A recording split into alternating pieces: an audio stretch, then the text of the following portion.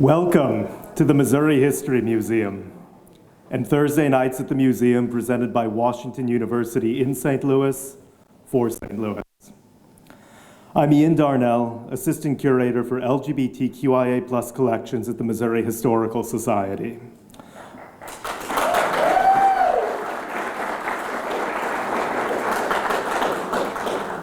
Along with my co-curator Sharon Smith, our vital community partner, Stephen Brawley,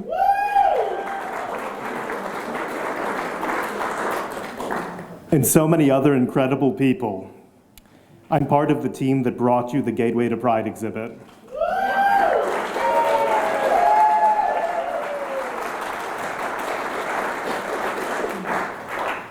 As you can tell from the video that we just watched, we at the Missouri Historical Society have a bold vision for the decade ahead, sharing stories of St. Louis's past and helping to build a stronger future for our region.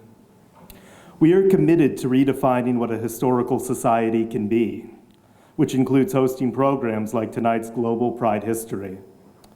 Whether it's an outdoor Twilight Tuesday concert, or we're inside for a lecture, play, documentary screening, or dance performance, we are here with engaging events several times each week. Our bold vision also includes our exhibits. Our new 1904 World's Fair exhibit explores this cornerstone moment in St. Louis's history in all of its wonder and complexity. And of course, you all know about our Gateway to Pride exhibit, the first ever major exhibition on St. Louis's LGBTQIA+ history at the Missouri History Museum.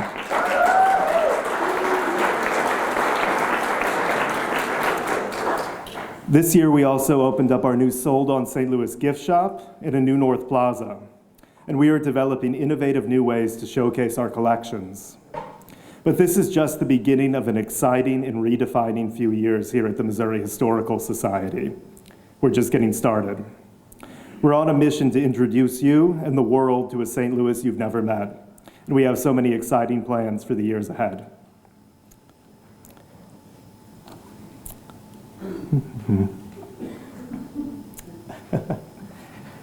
Well, we have a lot of people to hear from tonight. Where's the You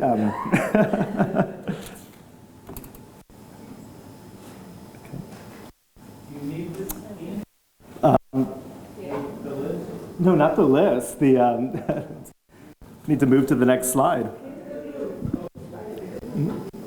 Ah, there we go.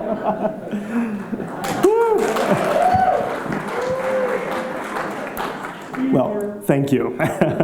Thank you, Rodney. I owe you so much. We have a lot of people to hear from tonight, so let's get the program started. To begin, we have the person who launched LGBT History Month in the United States, Rodney Wilson.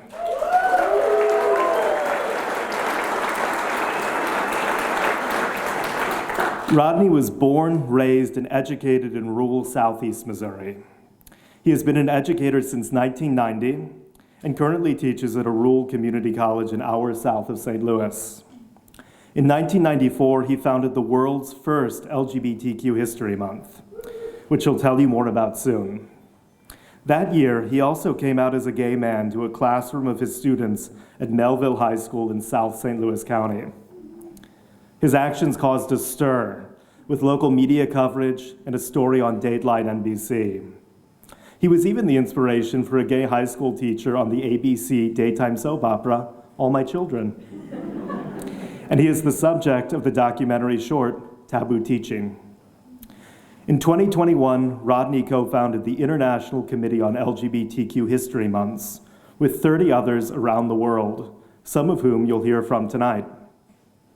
On a personal note, I'll add that Rodney was one of the first people I reached out to when I began my own journey of exploration through St. Louis's queer history some 15 years ago.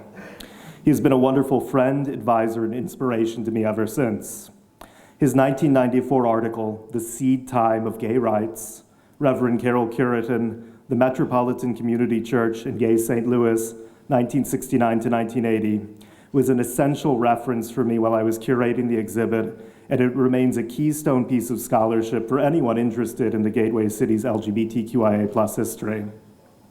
So to start us off with a short presentation, please join me in giving a very warm welcome to scholar, educator, activist, Rodney Wilson.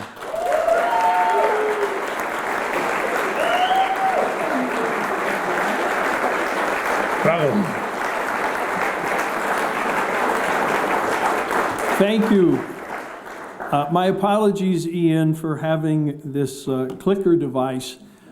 It's sort of like an interesting reunion here tonight. I have a cousin who joined us tonight.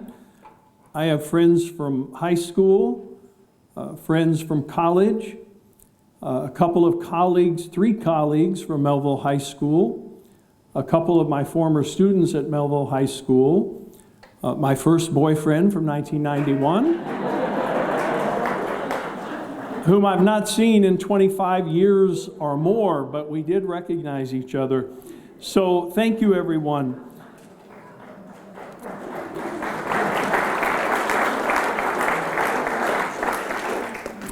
Ian's scholarship and friendship mean the world to me, so I appreciate very much that he introduced me.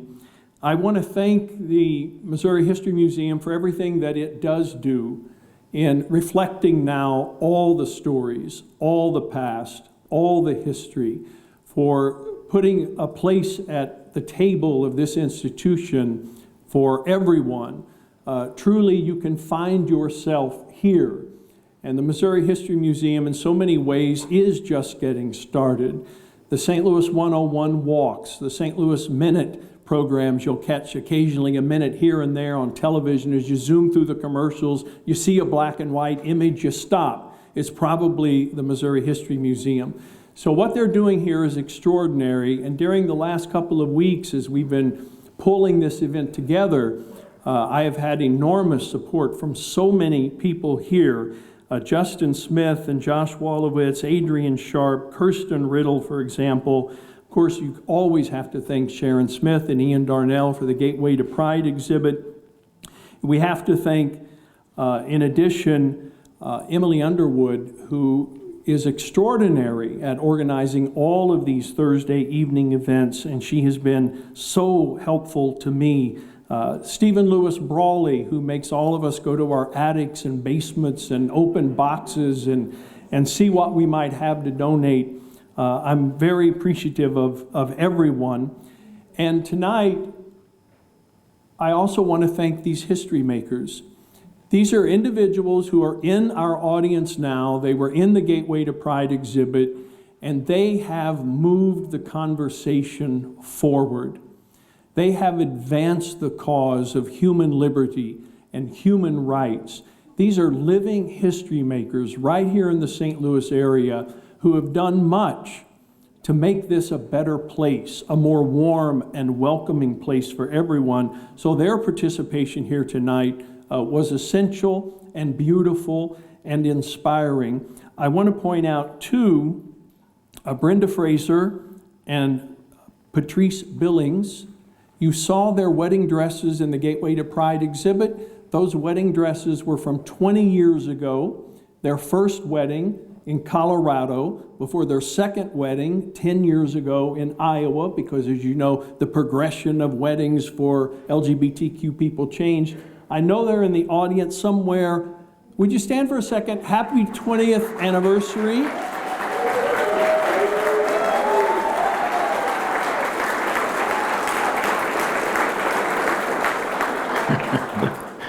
Thank you, Brenda and Patrice.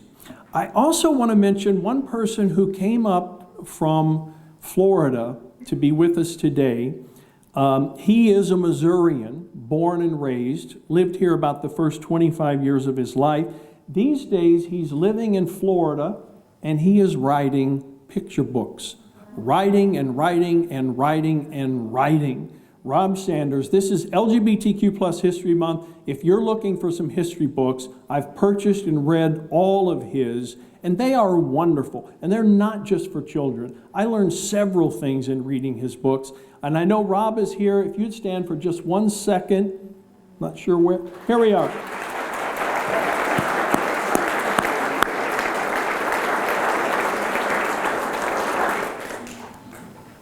So 30 years ago this very night, October 3rd, 1994, about 5 miles from this location, a few dozen University of Missouri St. Louis graduate students, we were working on history degrees, gathered at Lucas Hall, room 100.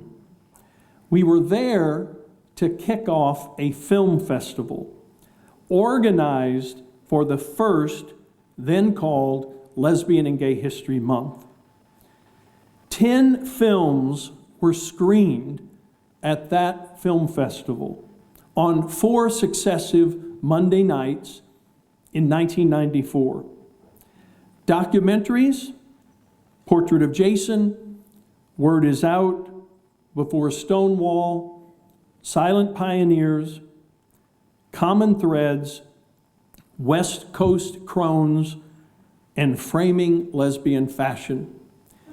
In addition, 3 feature films, Parting Glances, The Killing of Sister George, and on the 4th and final night, the 1970 film, The Boys in the Band.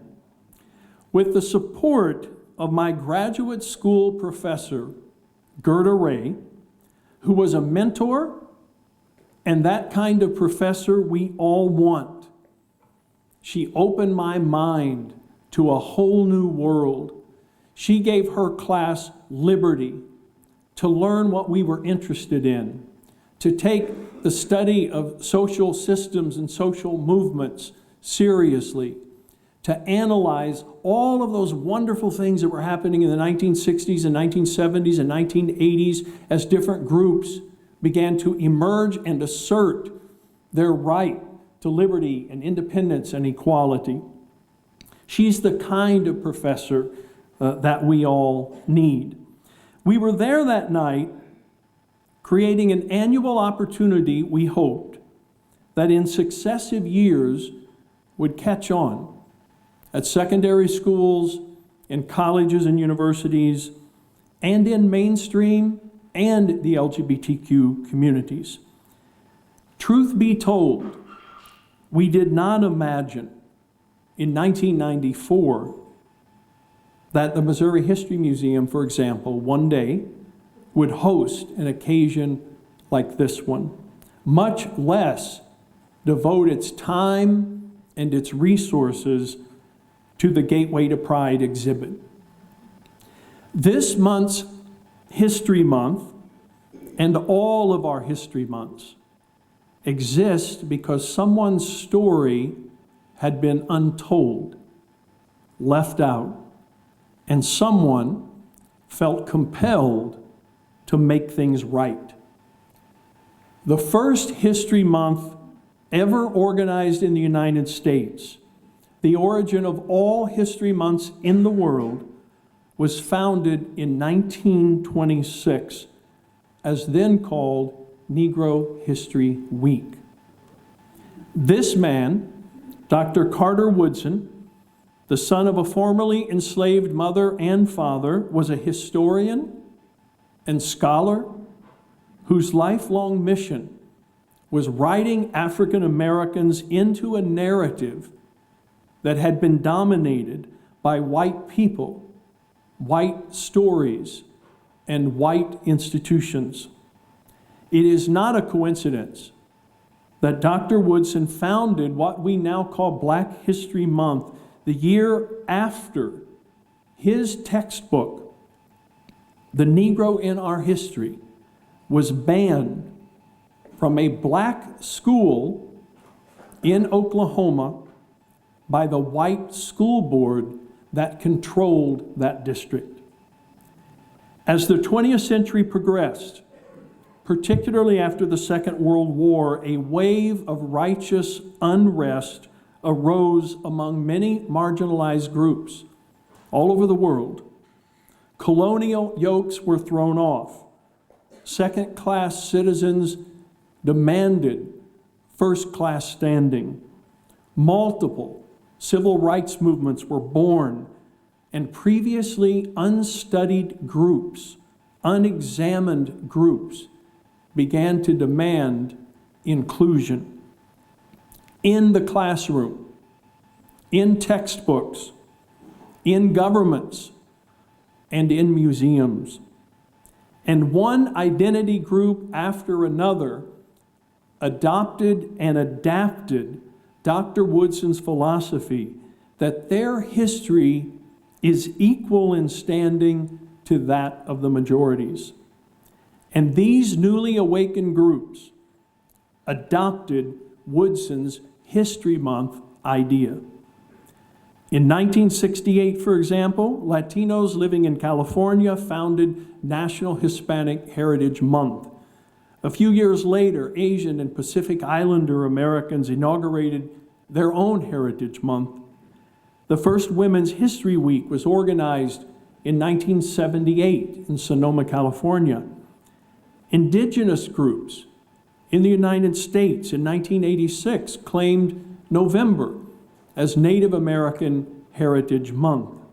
Many others have done likewise, placing their history on the calendar, jostling their way into conversations about personal, group, ethnic, and national identities, challenging the view that history is mostly or only white or male or straight or cisgender or binary or Christian, and calling out narrow academic instruction as social and educational malpractice. 30 years ago, I was a young teacher. I also was an out teacher. I was working on a graduate paper for Professor Ray, researching and writing about the 27-year-old founder of MCC St. Louis in 1973, the Reverend Carol Curitin from Poplar Bluff, Missouri. Reverend Curitin is profiled in the Gateway to Pride exhibit, and that 1994 article on the right, gingerly shepherded by editor Martha Cole to publication as the first queer history published by the Missouri Historical Society. A whole new world was before my eyes in 1994, but that world was far from my high school classroom. My textbook, for example, a late 1980s edition, was an 800-page survey of the history of the United States from indigenous America through the Cold War confrontation with the Soviet Union. 800 pages, but queer people did not exist in that textbook. We were not part of that story. My scribbled margin note was all we got, even though during those early years of my career in education, the world outside of my classroom was spinning with breaking LGBTQ news. Ryan White, Alan Schindler, the Third March on Washington, marriage equality, Don't Ask, Don't Tell, the film Philadelphia, AIDS, Pedro Zamora, electoral politics, and a decade that saw entertainment come out of the closet. Stinging from being written out of classroom textbooks and being denied the context and the wisdom that history brings to contemporary conversations. In January 1994, I sent a letter to all then known queer organizations in the United States, writing of my desire to name that October 1994 as Lesbian and Gay History Month. I selected October because it's in the academic year. It was the month of the first and second marches on Washington, and since 1988, October 11th had been designated as National Coming Out Day. The proposal was met with endorsements that began to arrive in my South City mailbox. A national coordinating committee of highly capable and energetic individuals was organized. We gathered resources, bibliographies, essays, and activity recommendations and created a curriculum packet. There was controversy, of course, but the idea survived the controversy. 30 years later, LGBTQ+ History Month USA is a well-established mainstream occasion. It is also well established on colleges and universities' campuses. Last October, for example, Syracuse University put 25 History Month events on their university's calendar. Since 2006, Equality Forum has recognized 558 queer icons, 31 every October for 18 years. And LGBTQ Nation, a well-regarded online news and information site, has published hundreds of queer history stories since 2001. In time, LGBTQ History Months were founded elsewhere. In 2005, Sue Saunders, from whom we'll hear in a moment, co-founded LGBT History Month UK, the second queer history month in the world. During the following 2 decades, History Month spread to include 20 locations. This evening, in person and via Zoom, we'll hear from representatives from several of these projects, all members of the International Committee on LGBTQ+ History Months. ICOM was organized in the fall of 2021, emerging out of email conversation with the co-founders of History Month Italy, one of whom is with us in person tonight. ICOM's first meeting was held in January 2022, and we have met quarterly ever since. We are kindred spirits who encourage each other and cheer on each other and hope for and advocate for the creation of new history months to join the 20 that already exist. We were thrilled to see Uganda emerge as the 19th History Month in 2022, and we were excited to be of some help when the Queer Archives of New Zealand this year organized their first National Queer History Month. This is the 20th in the world. And everyone on the committee is anticipating the prospect of new history months in 2025, organized by ICOM members in Spain, Brazil, and Venezuela.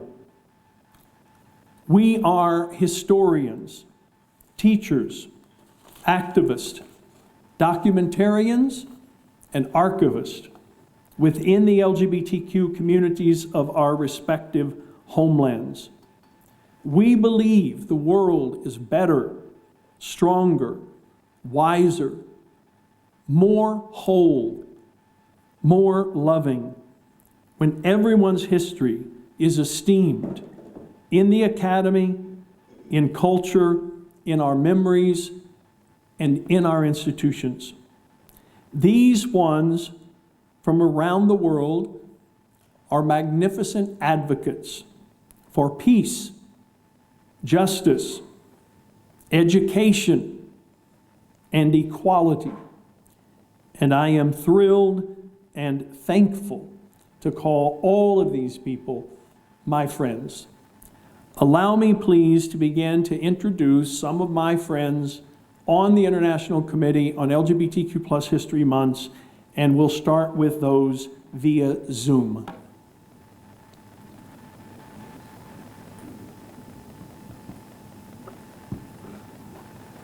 What a shame we can't see him.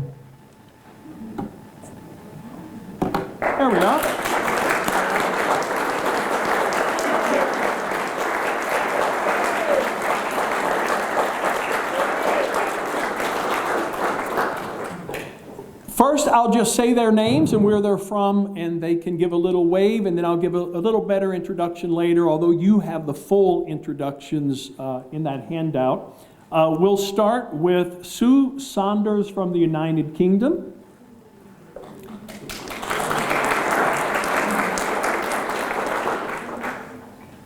Hello, it's great to be here. Norina Shoplin from Wales. Hello, great to be here as well. Thanks very much for inviting us. Victoria Shulyok from Hungary. Hello, thanks for having me. Bill Schiller from Sweden. Hello, glad to be here. Sarah Werner, also from Sweden.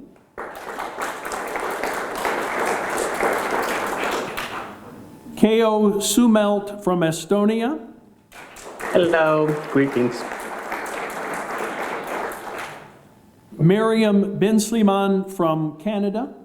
Hello, it's an honor to be here. John Samuel from France. Glad to be here. And Claire O'Leary from New Zealand. Kia ora. So proud to be here. Thank you, Rodney, and everybody. And in person, here to my right, Raul Perez Monzon from Cuba.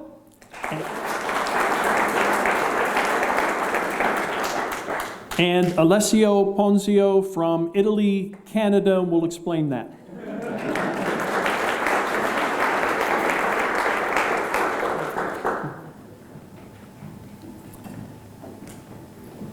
The last History Month to date began in July of this year in New Zealand at the National Library of New Zealand, organized with the National Library and with the Queer Archives of New Zealand. Claire was instrumental in instigating and organizing that event. And she also put together a 3-minute short with some highlights of the event in July 2024 in Wellington, New Zealand, so you can see what an inaugural event for a new History Month in the world looks like.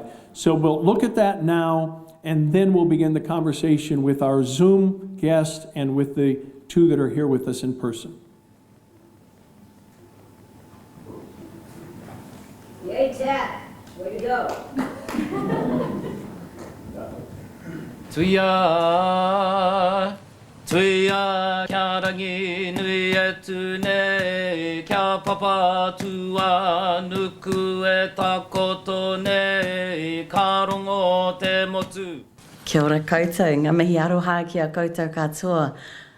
This is such an awesome crowd. So mihi to all of you who are here in the room and to all of those joining us online. At last count, there were well over 200 people online. I just can't say how happy I am to be here with all of you. This may be the first time that we've officially acknowledged this as a country with this national event. I want to shout out to people who have over the years acknowledged Queer History Month in different events, including Te Whanawhana.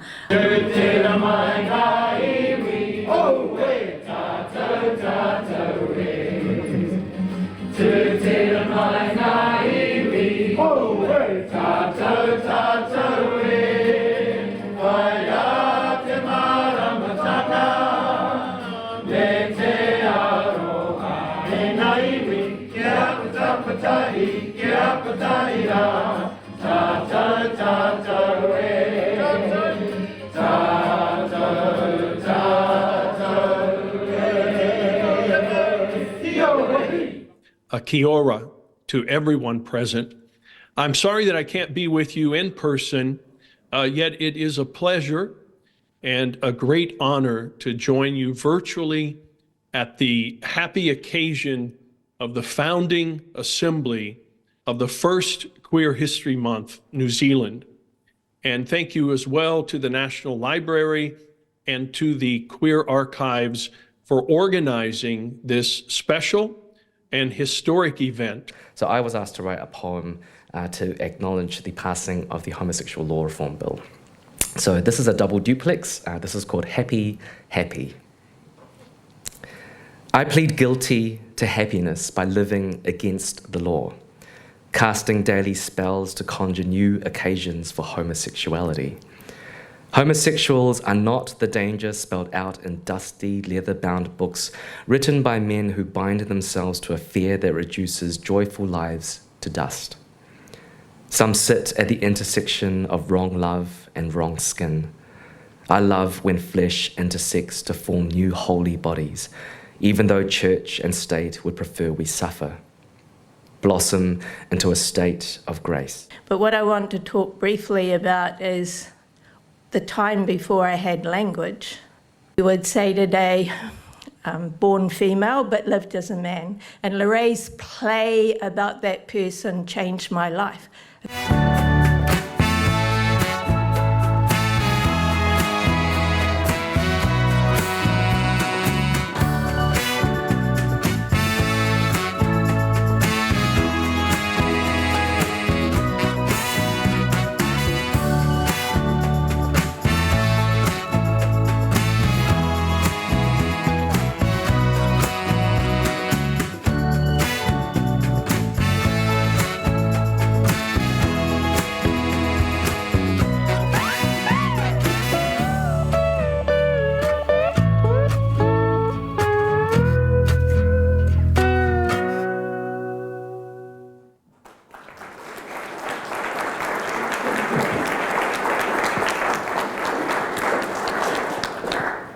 I'm actually wearing here the lanyard that was passed out at the event in New Zealand. Claire was kind enough to send it to me all the way from New Zealand to Missouri. Claire, I just want to let you know that I am wearing it today. So let me begin. In thinking about how to organize this, it seemed that it would be a good idea to sort of go in the order in which the various history months were born. So Sue Saunders, we're going to start with you with the first question, and then we'll take it around to the others. And I'll call your name when it's your time to give us an answer to the question. And I do recognize it's very late there. In fact, Sue, when you begin to answer the question, this first question, let us know what time it is. There, about an hour or two outside of London. Sue, when did Hi, Rodney. Hello. When did you first get the idea of an LGBT plus History Month in the United Kingdom? What was the inspiration, the process, and why did you pick February? Well, thank you, darling. And it was so moving listening to your presentation and the recognition that we come from a very long line of people who have been desperate to make ourselves visible because we have been invisibilized for so long. Here in the UK, we had just had 15 years of being invisibilized. We'd had a law which the Tory government brought in 1988, which was intended deliberately to make us invisible. It was called Section 28 of the Local Government Act. And its intention was to make sure that the LGBT people weren't to be mentioned in schools. We were totally and utterly invisibilized. And we had 15 years of us being invisibilized, and massive bullying happened in schools, and it was very bad. When eventually, after 15 years, it was abolished, it went with a whimper. And Paul Patrick and I had worked throughout the whole 15 years in an organization called Schools Out to try and get the message out that you could do things in schools. The law wasn't that well written, and we had done masses of resourcing of teachers in schools. But as I say, the law went, and it went with a whimper. So Paul and I decided that we needed to do something to make things start happen. And we had got an a Black History Month, and very similar to what you were saying earlier. A Black History Month existed in our country. I was not aware of the fact that America was doing a month. So I learned after, when you and I start meeting. But at that stage, we didn't know that you had a month, but we knew we had a Black History Month, so there was a precedent. So we set up the month. Schools Out is a tiny organization. We knew we didn't have the resources to make events happen, so we set up a website, and that website had a calendar on it so people could put their own events on. We weren't in a position to be able to put events on, but we put some resources on the website so teachers could use it.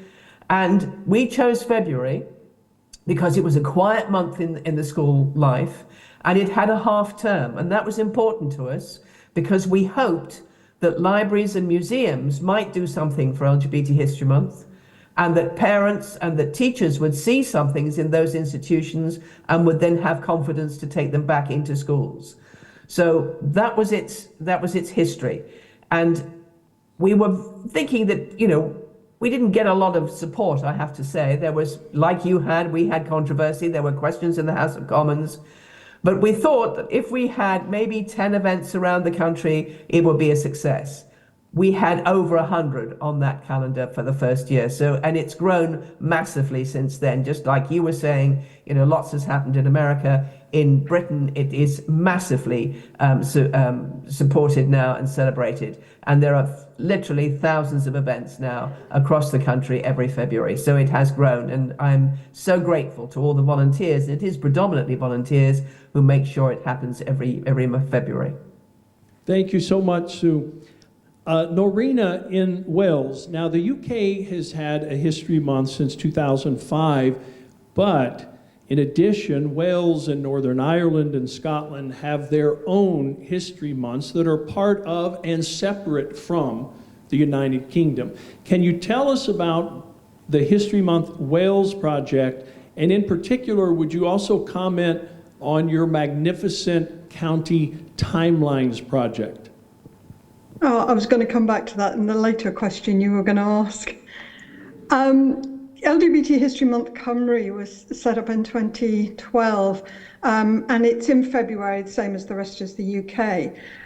Cymru is the native name. Wales is an English word, which was kind of enforced upon us. And indeed, for most of our history, we've been sort of handcuffed to this political unit known as England and Wales. And a lot of our history went down as English history. Indeed, a lot of people around the world still refer to the UK as England. And so when I started researching and writing in 2012, one of the first jobs that it was necessary was to extract all the Welsh LGBTQ plus people, allies and events from what was deemed English history in order to try and construct our own history. And it's a very unique history. It's very different from that in England. And not only have we got a lot of stuff in the English language, but we've got a lot of stuff in the Welsh language, which is still very, very understudied. So that was the real reason we set up. Was we wanted to celebrate our own unique history. Thank you. Victoria, Hungary began with its own History Month as the number 6th one in the world. And originally it was in February, recently it was moved to March. What inspired Hungary to adopt a History Month, and what are some of the type of projects or events that occur now every March? Well, we got our inspiration from the UK, and that's why we started with the History Months in February, because we kind of wanted to have the History Months in the same months when the UK had it.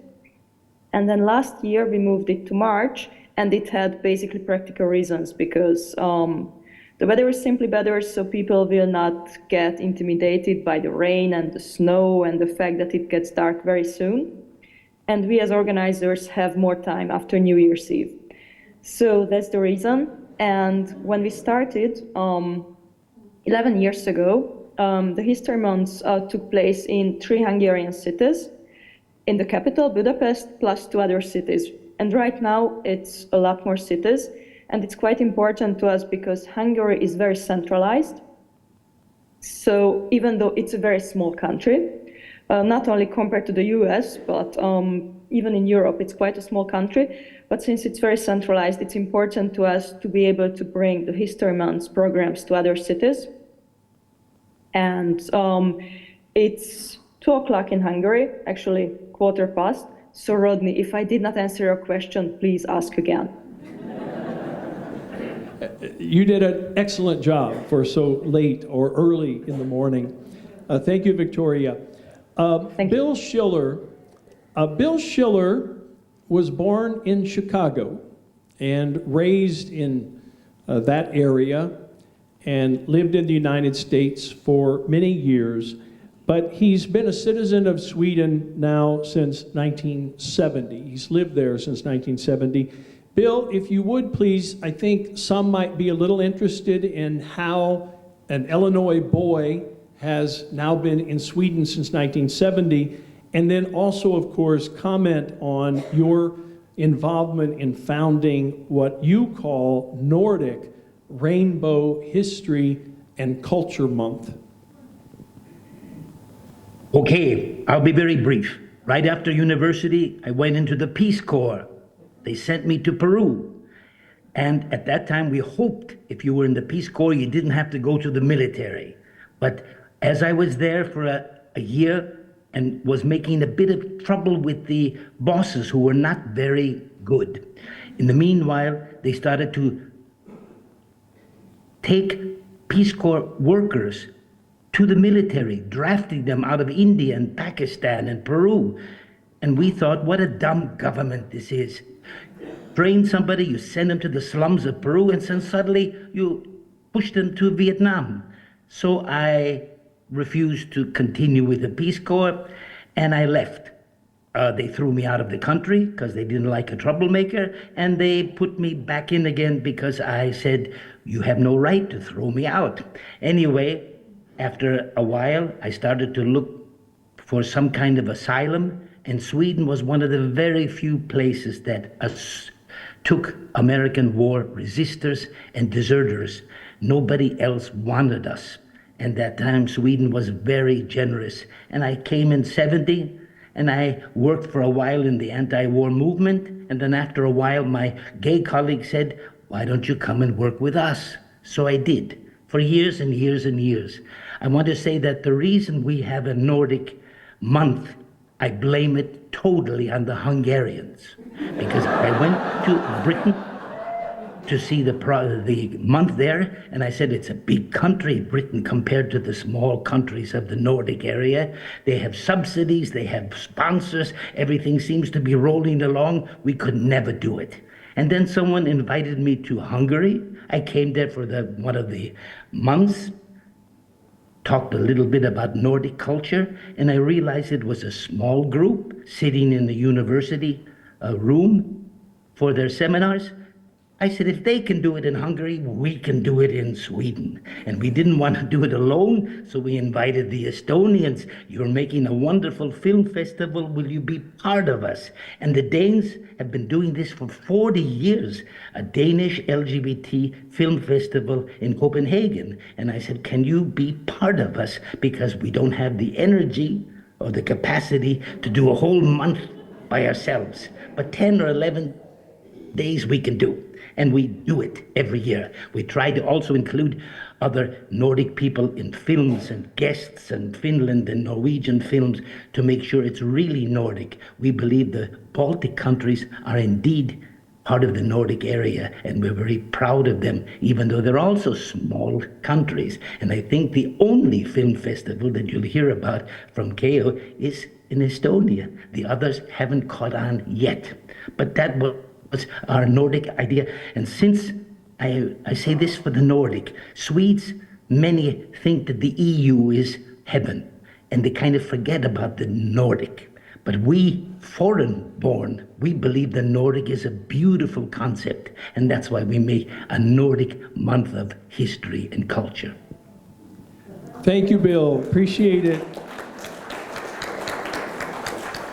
Sarah, also from Sweden, you're involved in the Nordic History and Culture Month, and you're also involved, you're the chairwoman of Tupilak. Can you tell us what is Tupilak? Yeah, I think actually I will pass that question to Bill, because he's actually the root to the name. Let me answer quickly. we didn't want to have a name that was like a labor union, like many of the other organizations. We looked for something Nordic and found in Greenland a voodoo creature made by the Inuit Eskimo. When they have a conflict, they don't punch each other. They go home and carve a little voodoo monster figure out of bone, walrus bone or whale bone, and send it to the enemies to kill them. And some people said, we can't have a killer as a symbol. Yes, we kill homophobia, silence, and invisibility. Sarah. Thank you, Bill.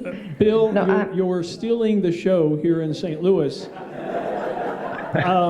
Sarah, can you tell me maybe one or two events that you have happening this month, because the Nordic month is also in October, so you have a couple of events you'd like to share with us. Yeah, and I have to disappoint you, Rodney, but I will hand over this question to Bill as well, because actually he's been much more involved in the program this year than I Perfect, have. Bill, we'd love to hear from you again. Well, let me say that we tried to do as much possible films, discussion, artwork. We tried to work with the AIDS and HIV organization here. We have a special award for trans people working with culture. So we work with a local tattoo parlor and have the award there. We have different events everywhere and try to include people. And we are very much, I think the Nordic concept is this.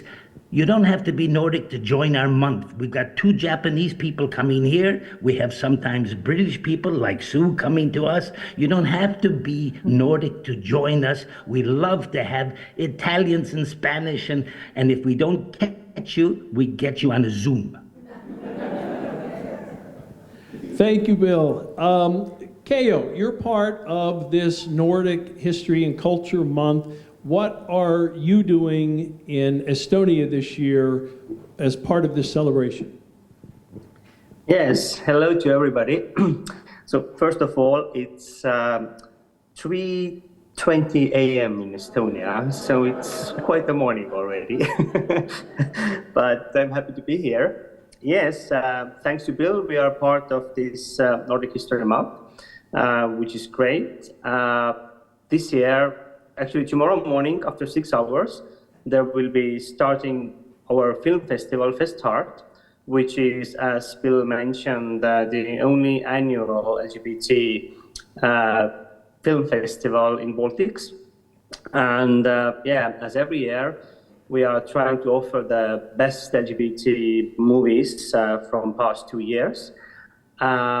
We are doing this festival not in our capital, not in Tallinn, but we started in Rakvere, which is a very small town in Estonia with 15,000 inhabitants. And now we have also one weekend in Tartu, which is the second city in Estonia. Why we do it in Rakvere, it's not only because it's our hometown, but also for us, it's super important to show that it is possible to organize big LGBT events outside from the capitals, because as you probably everybody know, that it's quite easy to find your community, to find your friends, to find everything from the capitals. But in the rural areas, in the smaller places, it's sometimes very difficult. We have had our own fights with the local government. We sued them several times in court. We won. So yeah, it has been a very interesting 8 years, because this year we are starting our 8th festival, and yeah, we are very happy for that. And yeah, just to give you some kind of impression about the background, that Estonia is the post-Soviet country. We came out from the Soviet Union in 1991. And there's always the question with whom you are comparing yourself, because comparing with Western Europe, we have still a very long way to go. But I think comparing with the other Soviet countries, we have done quite good job, because, I don't know, have you heard, but this year, Estonia is the first, from 1st of January 2024, Estonia is the first post-Soviet country who passed marriage equality law. So We can say that after 7 years, first time in our film festival history, we have officially married couples tomorrow in our audience. So yeah, we are very super happy for that. And yeah, basically that's quite it. Thank you, K.O. Miriam, in Canada, your History Month is also in October. Tell us about how and why in 2018 you decided to put that on your calendar. Thank you. First of all, I'm so honored to be amongst all these amazing people here on Zoom and in the audience. In 2018, I was working at McGill University. I was an equity education advisor, and so I was working with student, staff, and faculty.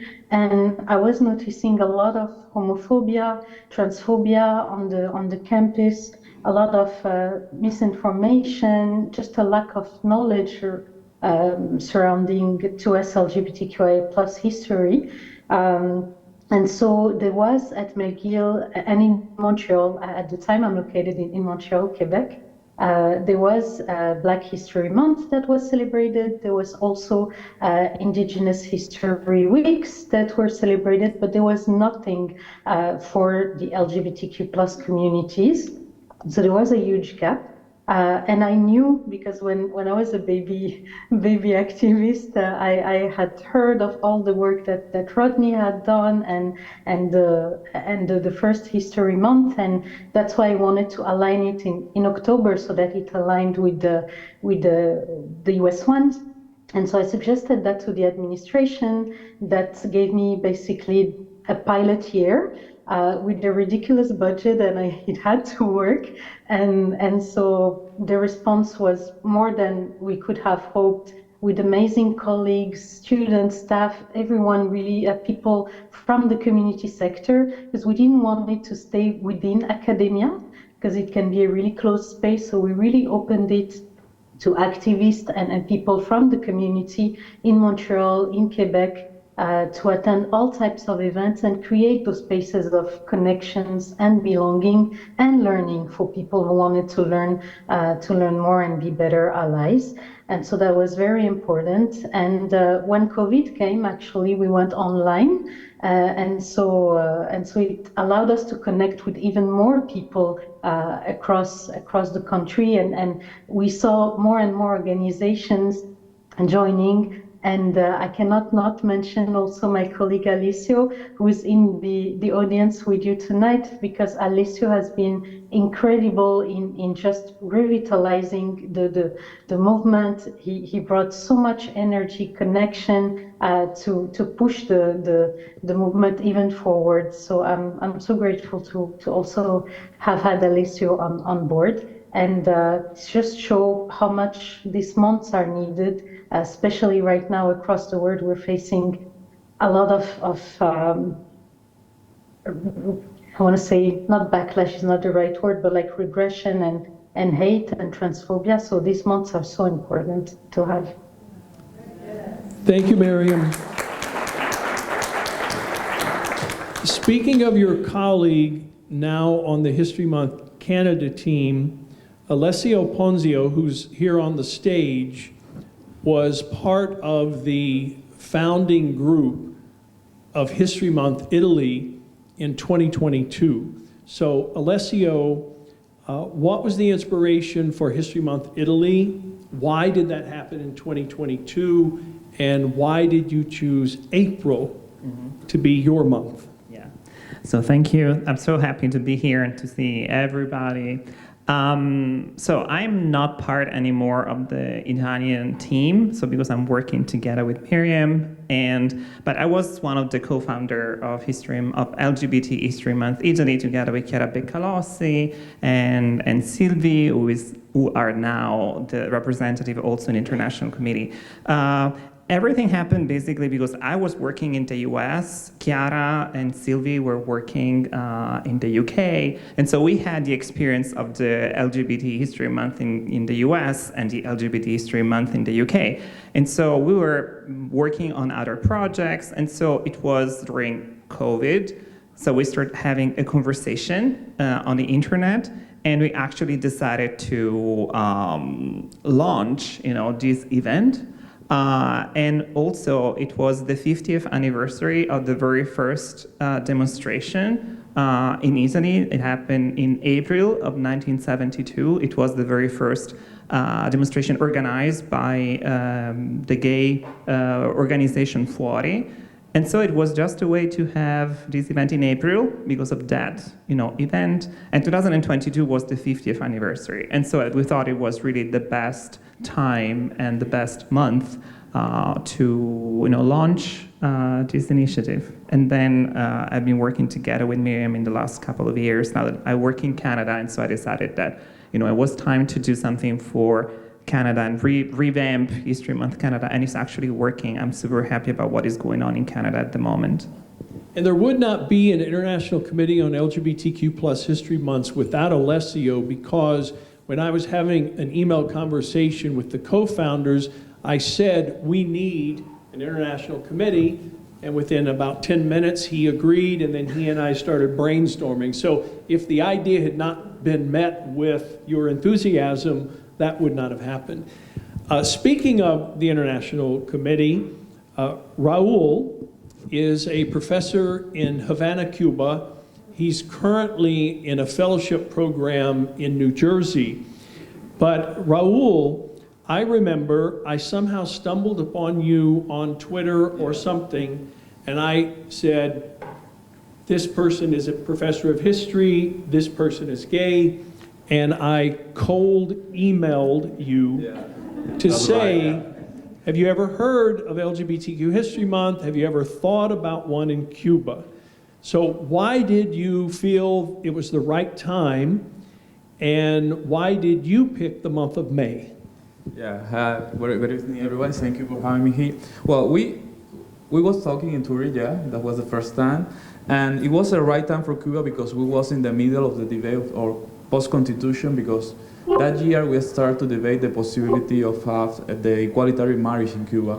So we have in this group of persons that were working, doing activities in Cuba, trying to put things together, because I suppose that everyone knows Cuba and the context there.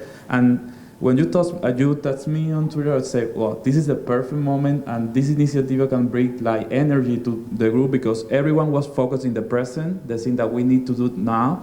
And I saw, well, we need reference. We need to think who stand before us, for us be here now. And I started research about that. My PhD is about homophobia in Cuba. So I put together the initiative in 4-6 months, I think, because it's the moment. And I don't have enough time to wait 2 years to do the celebration, because we will be voting for the equalitarian marriage in September in 2022. So we say, in May of 2022, we need to do the celebration for first time. And we choose May because we don't have celebrations of Pride in Cuba. That is something that is a capital in celebration in Cuba. So we only have Idaho in May. So everyone knows that in May is the gay month in Cuba. And we put together the month that month because everyone has an idea that it was the right time. So that was the reason.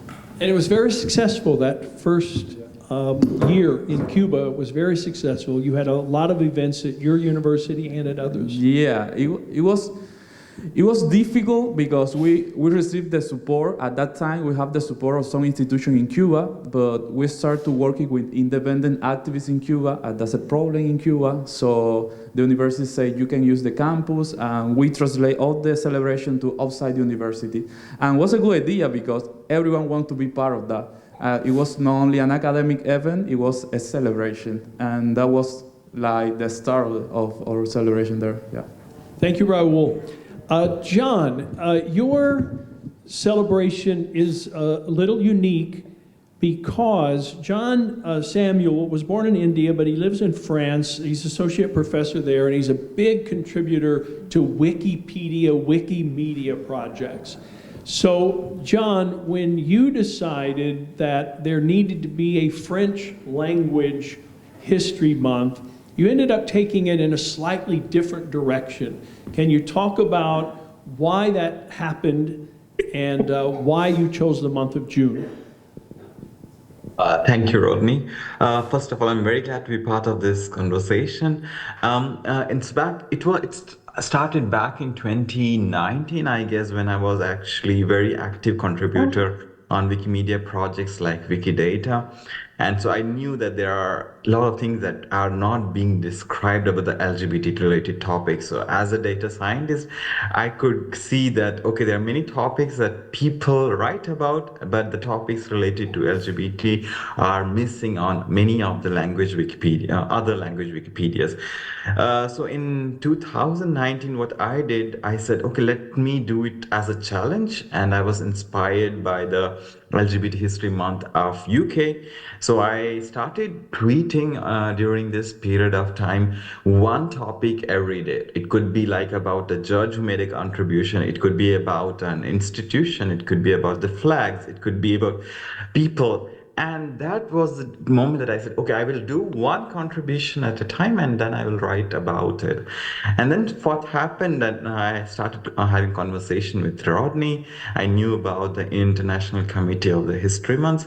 So I said, okay, let's try this in France. I contacted many LGBT organizations in France, and I only got one reply from an organization or an association called Les Sans Pages, which means people who do not have Wikipedia pages. Especially they were working for improving articles on women on Wikipedia. So they said, let's go for it. And we said, we can do it for the French language speaking.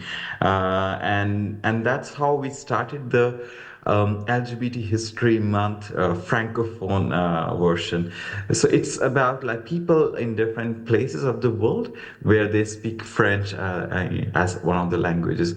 And we chose June because in France, June is the month of Fierté, so it's the Mois de Fierté.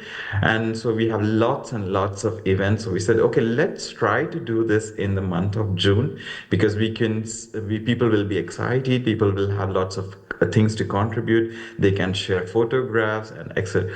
And they can write about the things that I've read about it. And so back in 2022, we started doing this at a very, very small scale at an online level. And then last year we managed to make it to the next level. We had an event and a physical event where we could give a lessons, explain about how to contribute to the Wikimedia projects. So it's still a project where we are working on a Wikipedia level. It's not we do not have a France month for LGBT History Month. So it's something that I think we are working towards, but it still takes some time. Thank you, John, so much. Claire O'Leary, we're going to go into the future because I believe it's tomorrow about 1 p.m. in New Zealand. Yep, that's right. Kia ora. What inspired you to really get activated about starting a full-fledged official History Month in New Zealand, and why did you choose July? Well, thanks for having me, and I would like to say that everybody on the Zoom and everyone who's done any queer history research is the inspiration for us. And we did have a previous person who was on the committee, Roger Smith, but he was finishing his PhD and decided he didn't have enough time to contribute. And so when I came on board, I felt a little like, why don't we have a New Zealand Queer History Month? And so I committed to myself and to Aotearoa, New Zealand, that we would make it happen. And so, Rodney, thank you for all your help and everyone who's sent documentation on how to do a History Month, because it was really helpful. And I'm part of what used to be called the Lesbian and Gay Archives New Zealand. We've now changed it to a Māori name, which means it's Kawe Mahara Queer Archives Aotearoa, which is the Māori name for New Zealand. And what we have kind of really fought for is to have an Indigenous lens on Queer History Month. And so our previous chair was Māori, Kevin Haunui, and our current chair is Elizabeth Kirikiri, who has been a very big rainbow advocate for youth and for creating new frameworks for LGBT health and well-being, as well as she was a Green MP for quite a few years and is now the new chair of our archive.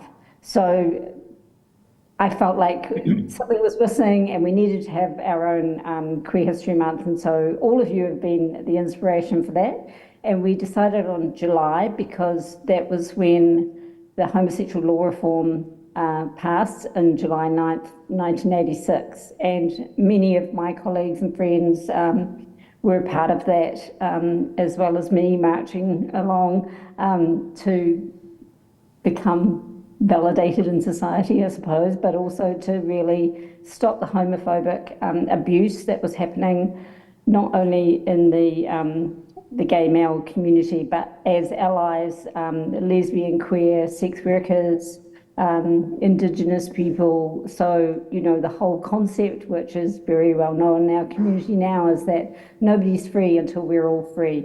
And so I just wanted to also shout out to Rodney for leading our group and also for all of our colleagues and countries around the world who are still not able to be their authentic selves because of repressive legislation.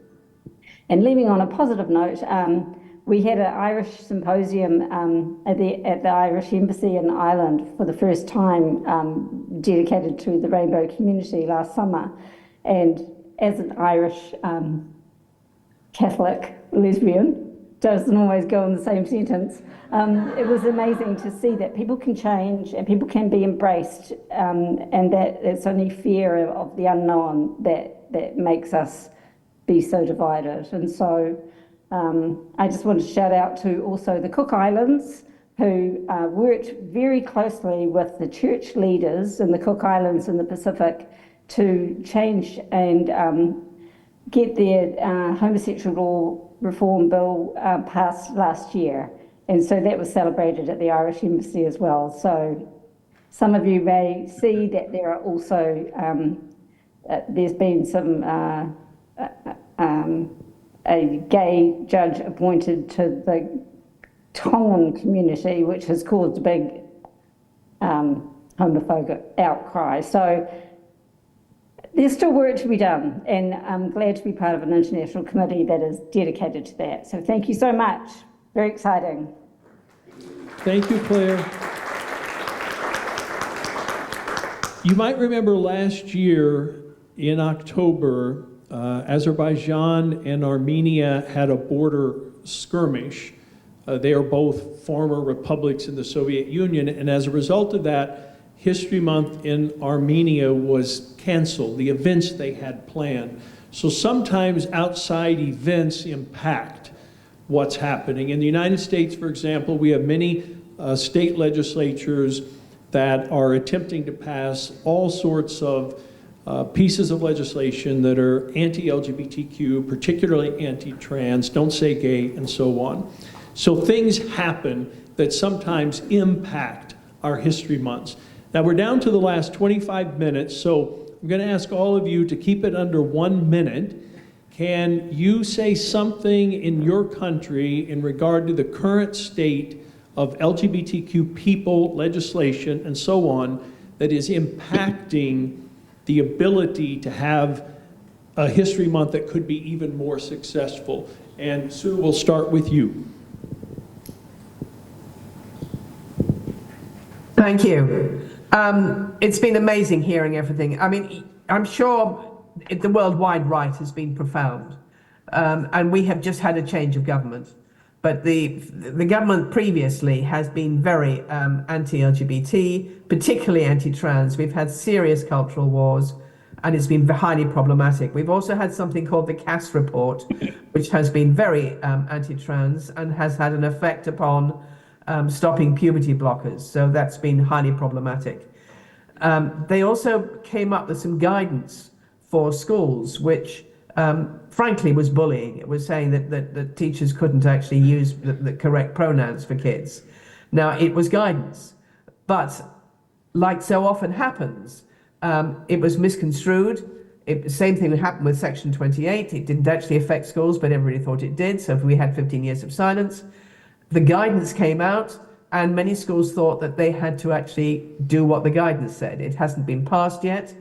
And the present government, the new one that has come in, has not made it clear what they're doing about that. So we're still waiting to hear what this new government is going to do.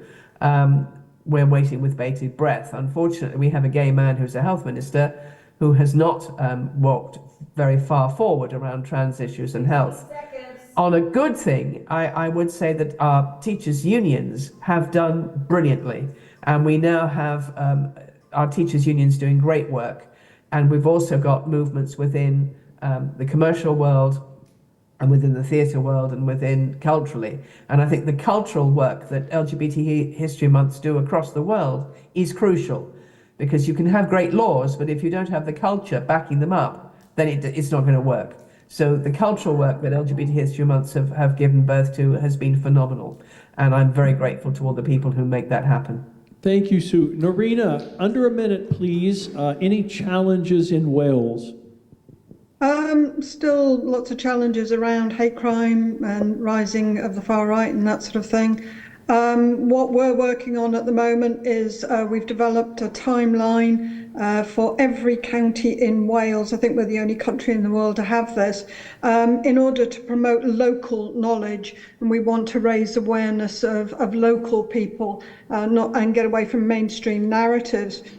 It's going great guns. Lots of people are getting funding, lots of heritage organisations, schools, and I've got a meeting this month with the advisor for RSE, the Relationship Sexual Education in Schools in Wales, to tie in these timelines and local knowledge into the school curriculum. So lots of things happening around those timelines. Thank you. Victoria in Hungary. Well, Rodney, if I have to talk about Hungary, I cannot stop for at least 15 minutes, but I will try to keep it under 1 minute. We have had the same government for 14 years, and there is no chance of getting a new one. And our government is very anti-LGBTQ+. Just to name some small things, the constitution in Hungary says that marriage is a union between a man and a woman, and that is in the constitution. On the other hand, we have registered partnership, and we have had that since 2009. Legal gender recognition for trans people is banned in Hungary, so that means that trans people cannot have legal documents, which is in accordance with their gender. We have a so-called child protection law. I hope you can see my hands. It's of course a propaganda law, which kind of bans education material on anything else than heterosexuality to people under 18 years old. And I would like to finish on a positive note. So I would like to say that attitudes towards queer people, LGBTQ+ people, have been becoming better and better in Hungary. So. Thank you, Victoria. Sarah, could I ask you to answer that question on behalf of Sweden? Yes, and I would say I'm mostly working within the cultural sector, but I feel that the last year has been there's a harsh situation for cultural projects, and I think it's really hard right now to get money to do something that is, out of what our most, I would call it right-ish governments want somehow. And it's, I think, small institutions that have been able to get money to do stuff have a really hard time. And I'm afraid, in the long run, what that how that will,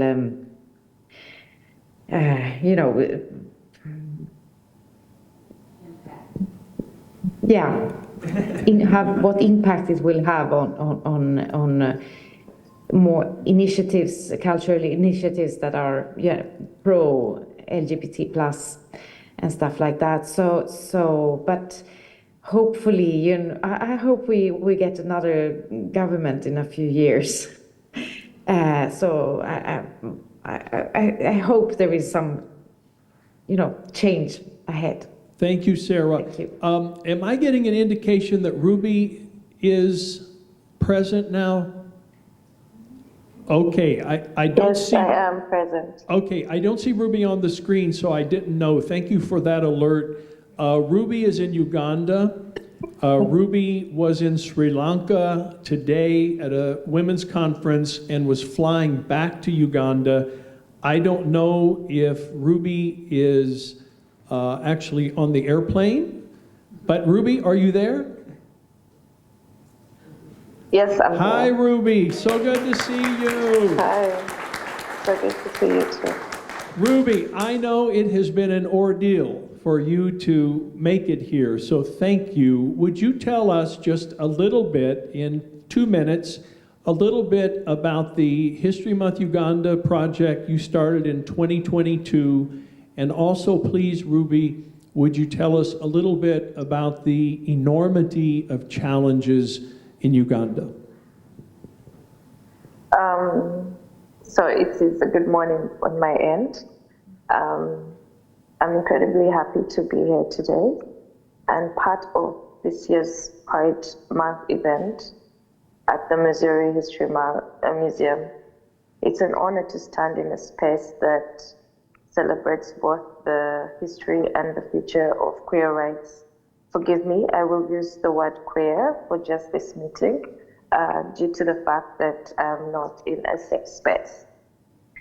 As we reflect on Pride, it's essential to highlight the voices of queer persons with disabilities, and more so, also in general, queer persons from Uganda who often face multiple layers of discrimination in a country where the queer community is already under immense pressure. Those with disabilities, like myself, even face more marginalization.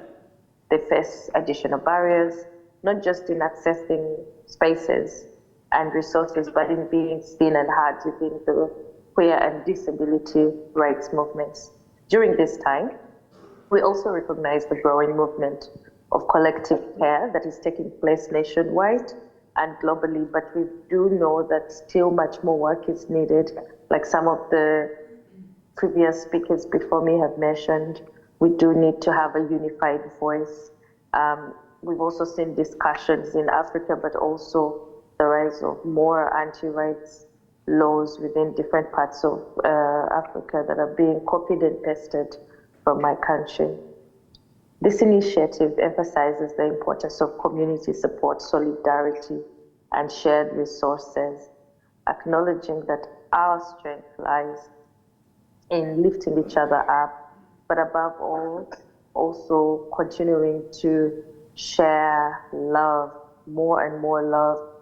Collective care is also about more than just survival, it's about thriving together, ensuring that everyone, especially the most vulnerable, has the support they need to lead fulfilling lives.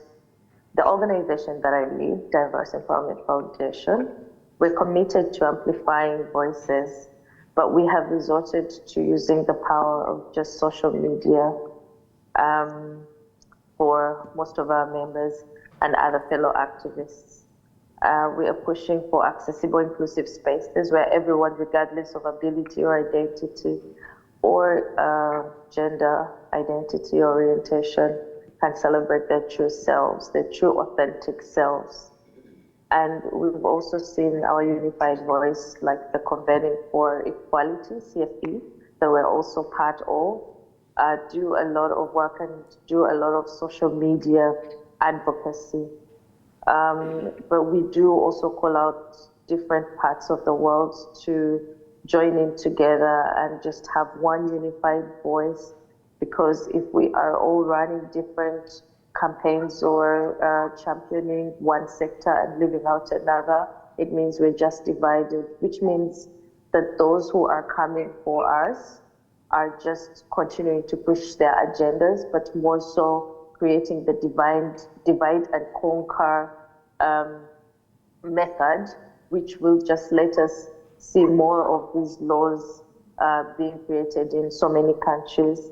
I am grateful to be here with you all, knowing that together we can continue to fight for a future where equality is truly for all. And I would just love to close by saying rainbow regards. Thank you so much.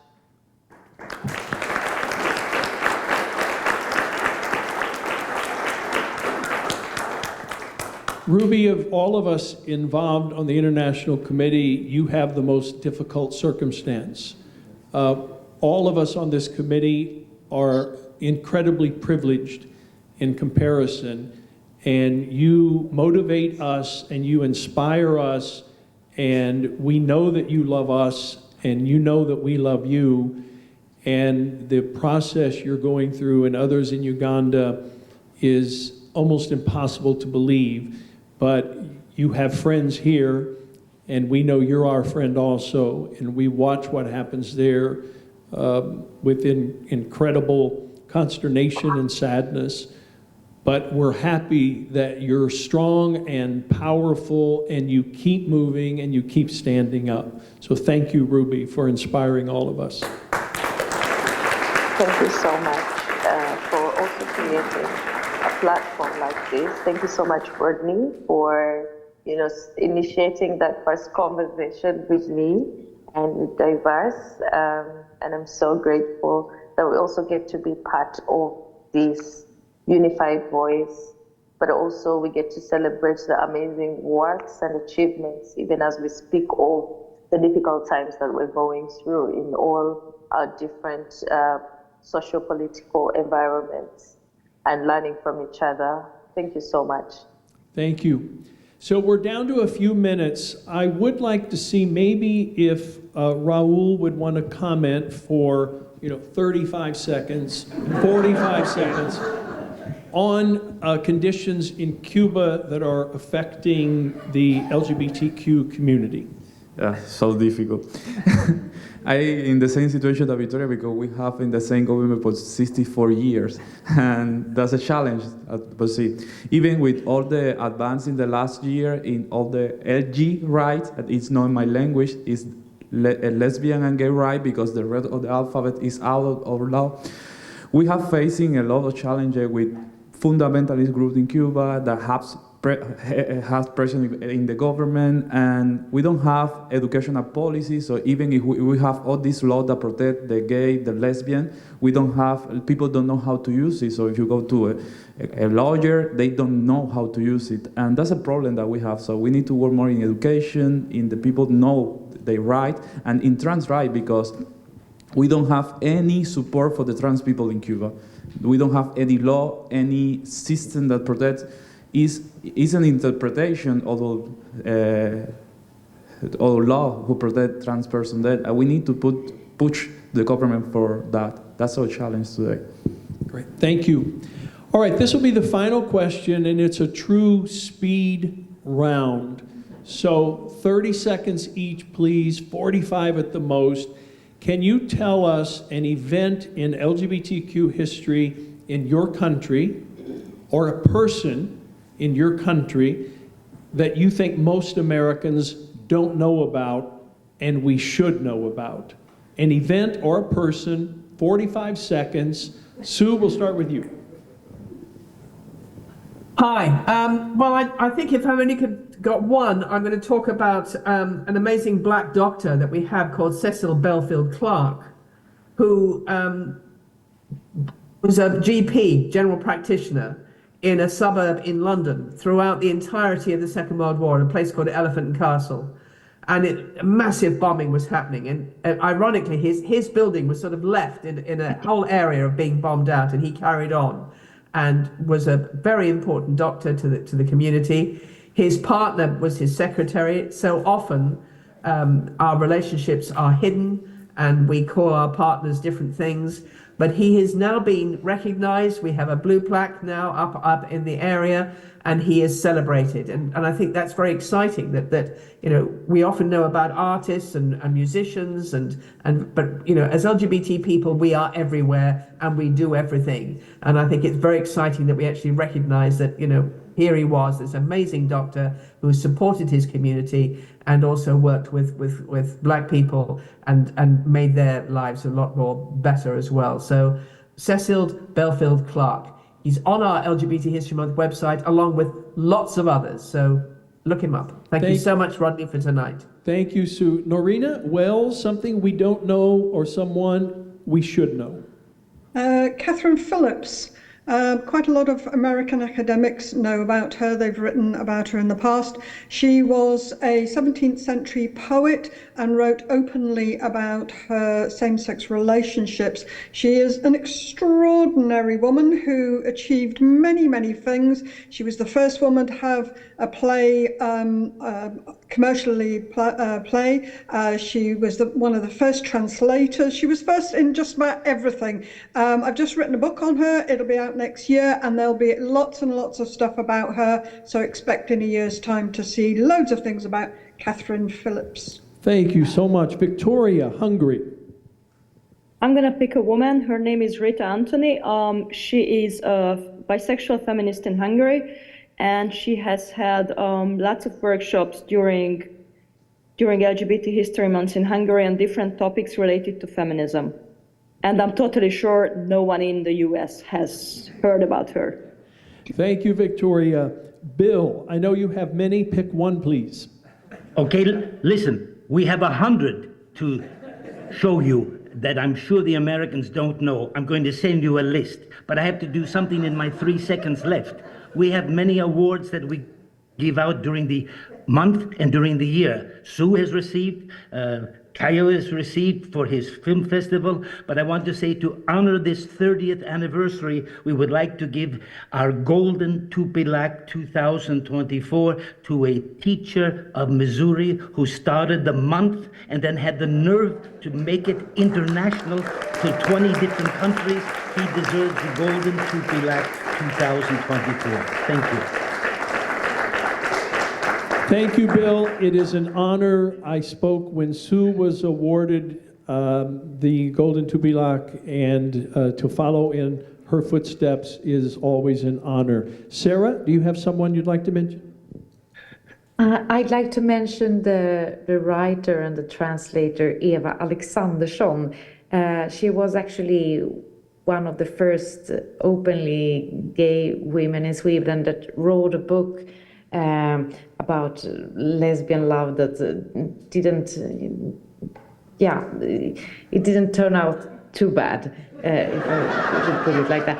But she was working a lot to bridge also the gap in between, like, the religious part of the Swedish society and the LGBT movement, but and I think there's a lot still to do on that part. Thank you, Sarah. Kayo, Estonia. Well, yes, as an event, of course, it's first start. It's my film festival.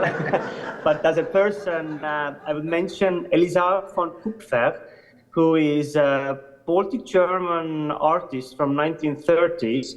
And he have a fabulous museum actually in Switzerland, but he's on the border of Switzerland and Italy, but he's from Estonia, and his exhibition was just a few months in Estonia this summer.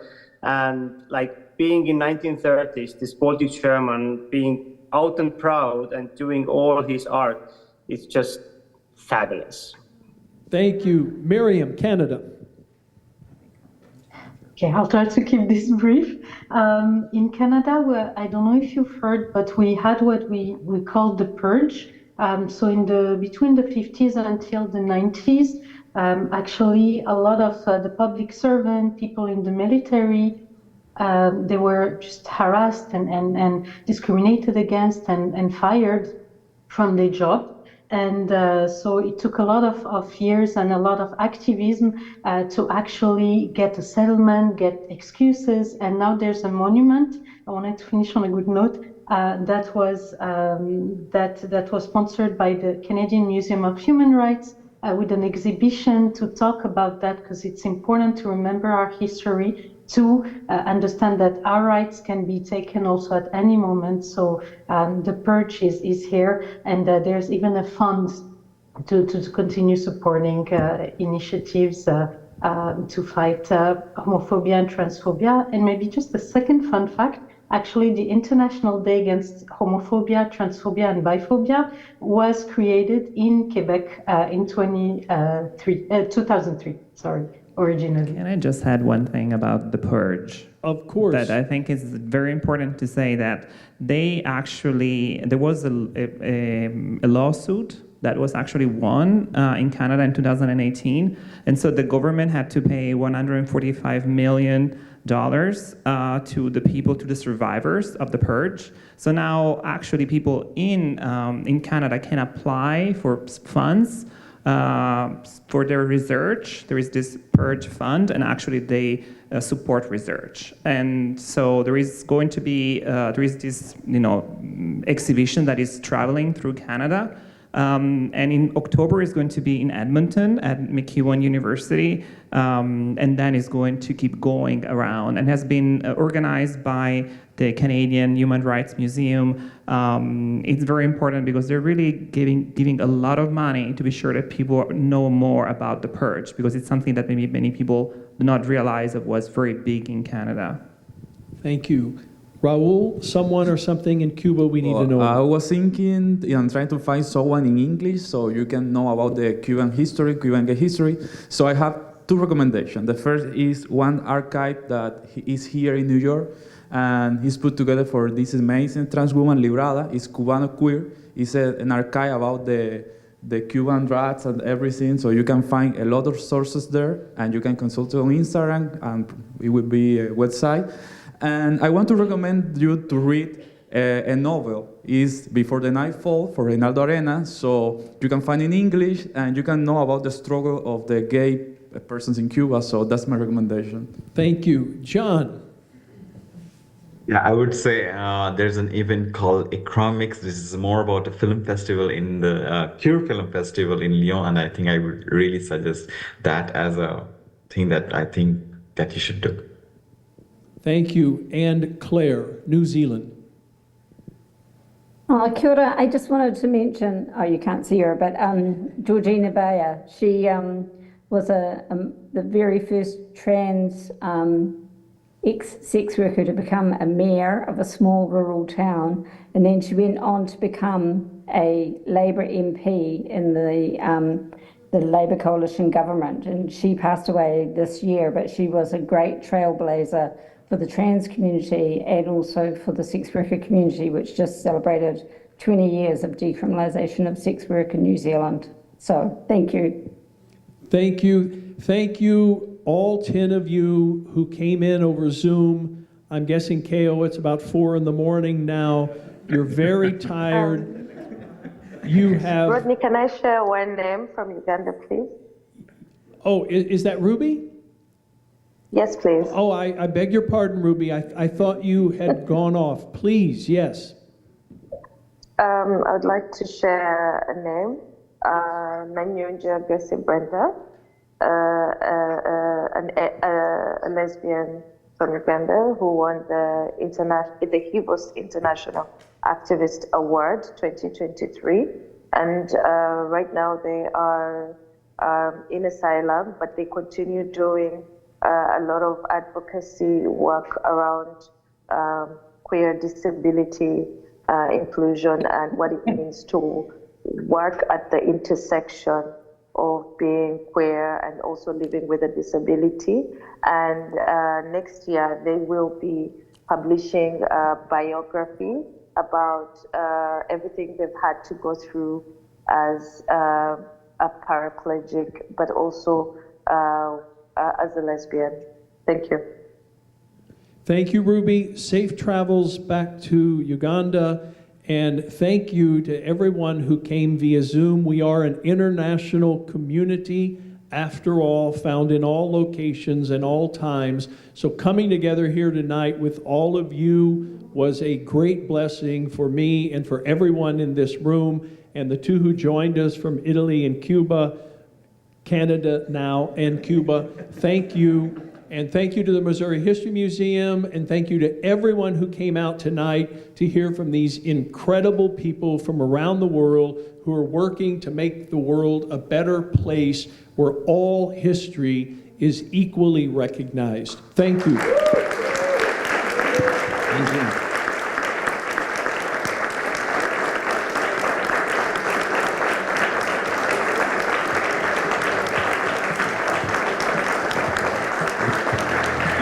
See you during the week.